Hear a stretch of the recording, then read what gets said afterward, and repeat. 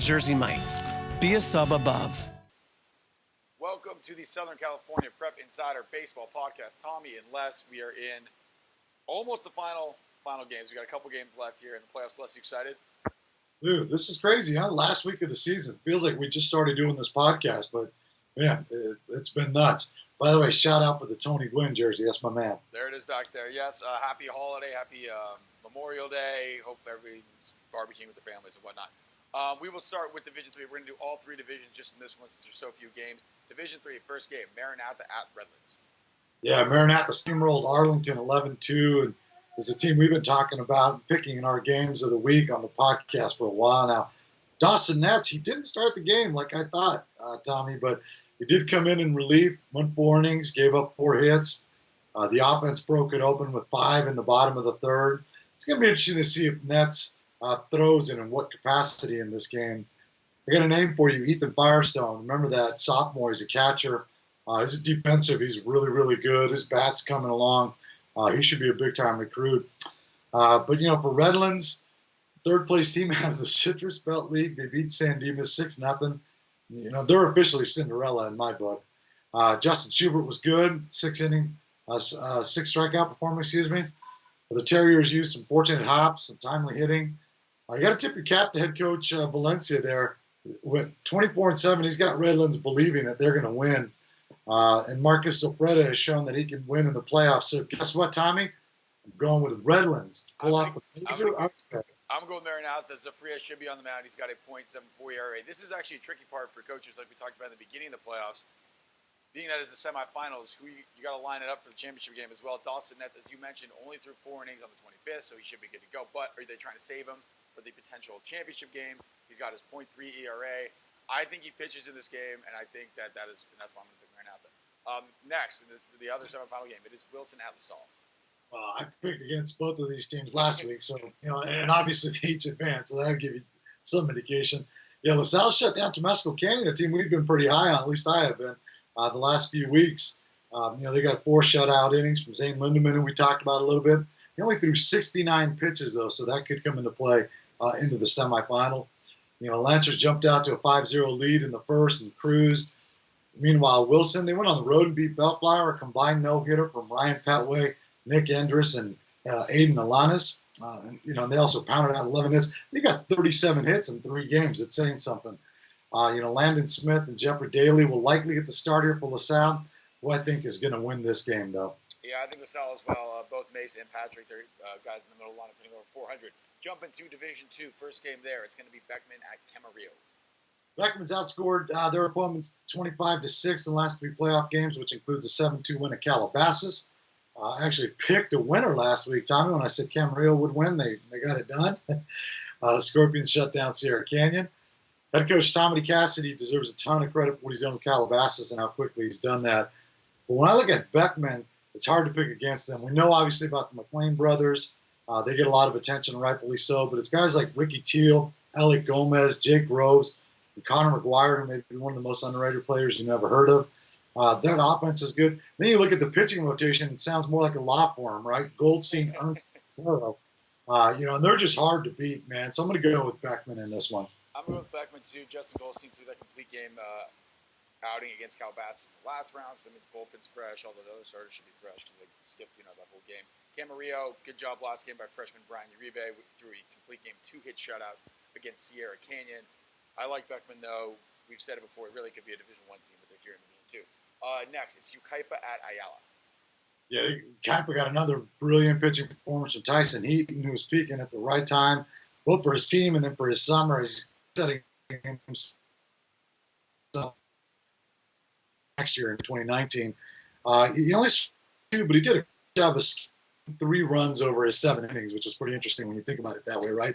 The Thunderbirds pounded out 12 hits, including scoring 3 in the 7th for the dub.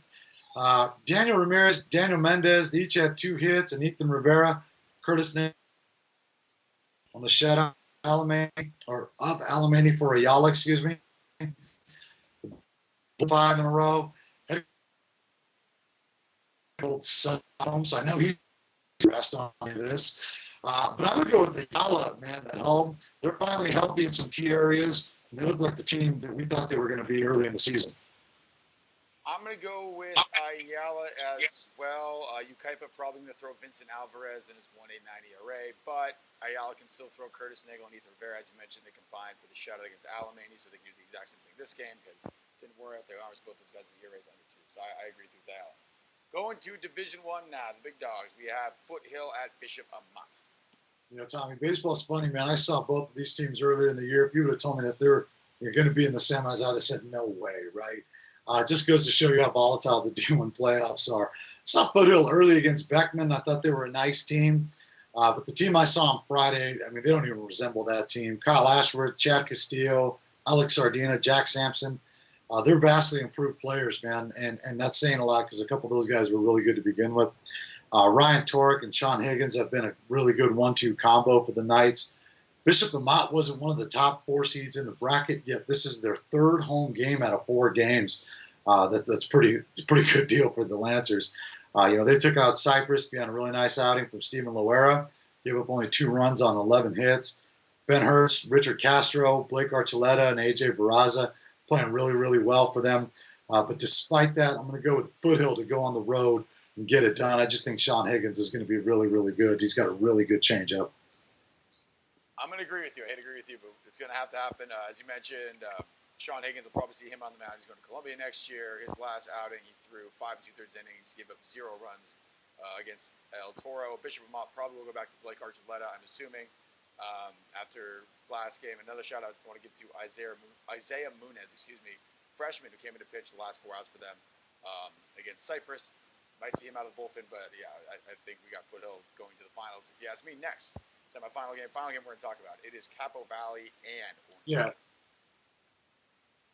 This is the case of, the team that everyone felt would get there in OLU versus the team that believed they belonged there, right, in Capo Valley. I mean, all year, kind of hear about it on social media, and this kind of seems to be the gist of it. They've gotten 2 shutouts from Cole Wynn and a quality start from Magic, who will start this one. Capo Valley's coming off back-to-back walk-off wins. Like many people in the area, I believe the championship is the hardest thing to do in high school sport. Orange has finally broken through that quarterfinal roadblock that head coach Eric Borbas faced for last years. Capo Valley's playing for one last hurrah for Bob Zamora, who in his 41st year might be at the end here. Orange Lutheran won the toss, be at home, play at 3:15, which is not something that they normally do. Capo Valley looks like a team of destiny here, Tommy, but have to and set up a title shot with Cole Wynn on the mound. So you were kind of cutting out there, but I'm just going to re-say it just so we have it for sure. You picked Orange Lutheran, correct? You cut out right at the back. All right. So for those of you at home, yes, there's Orange Lutheran to pick. And yeah, I was thinking about that too. Cole Wynn, somebody was definitely planning this out because if they win this game, he is going to be completely fresh for that finals. Capo Valley coming off that big inning win, 3-2 against Los Pueblos. Ryan Doherty with the walk-off home run after pitching the majority of the game, so big game out of him. I just don't think they can do it again here against Orange Lutherans. I've got OLU. Anything else you want to add, Les? Hey, man, just check us out on Twitter at PBR_California, on Instagram at PBRCalifornia, or even on Facebook at PBRCalifornia. Check us out. Give us a follow. We're releasing a bunch of content here leading up to the draft starting next Monday. Hope everyone had an awesome Memorial Day, barbecued some dogs and burgers. And we'll see you right before the finals. And finals this weekend. Just one more time so everyone who doesn't know, when is the draft? The draft starts next Monday, June 4th. And it goes through the 6th. We have a lot of kids here in the southern section who are going to be watching that draft tickers, trying to find their names. So good luck to all of you, and we will see the rest of you